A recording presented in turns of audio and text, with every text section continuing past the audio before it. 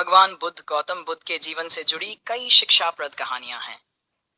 यहाँ तीन प्रसिद्ध कहानियां दी गई है। अहंकार का अंत, अंगुलिमाल की कथा। अंगुलिमाल एक खतरनाक डाकू था जिसने 999 लोगों की उंगलियों की माला बना रखी थी। जब वह 10वीं हत्या करने निकला तो उसने भगवान बुद्ध को जंगल में देखा। वह बुद्ध को मारने दौड़ा, लेकिन चाहे जितना भी तेज भागे वह बुद्ध के पास नहीं पहुंच सका।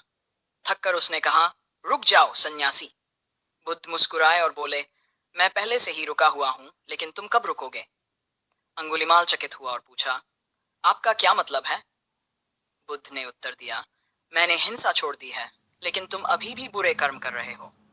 तुम कब रुकोगे?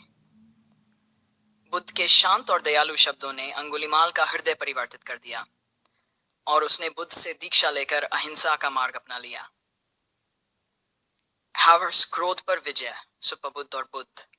एक दिन भगवान बुद्ध भिक्षा मांगने नगर में गए। वहां का राजा सुपबुद्ध, जो बुद्ध से द्वेष रखता था, उनके मार्ग में कांटे बिखेरकर खड़ा हो गया और अपमान करने लगा। बुद्ध मुस्कुराए और बिना क्रोध किए वापस लौट गए। शिष्य आनंद ने पूछा, भगवान आप क्रोधित क्यों नहीं हुए? बुद्ध ने उत्तर दिया, अगर कोई व्यक्ति तुम्हें उपहार दे और तुम उसे स्वीकार न करो तो वह उपहार किसका रहेगा? आनंद ने कहा, दात्री का। इसी प्रकार जब कोई अपशब्द कहता है और हम उसे स्वीकार नहीं करते तो वह उसी के पास रहता है। सच्ची खुशी, राजकुमार और किसान। एक राजकुमार ने बुद्ध से पूछा, संसार में सबसे सुखी कौन है? चलो हम खोजते हैं। वे एक गरीब किसान के पास गए जो हल चला रहा था और गा रहा था। बुद्ध ने उसे पूछा, तुम सुखी हो? किसान ने हंसकर कहा, हाँ, मुझे परिश्रम के बाद भोजन मिलता है, मेरा परिवार खुश है और मुझे किसी का भय नहीं है। राजकुमार चकित हुआ, यह तो गरीब है, फिर भी सुखी कैसे? बुद्ध ने समझाया, सच्ची खुशी बाहरी संपत्ति में नहीं बल्कि मन की संतुष्टि में है।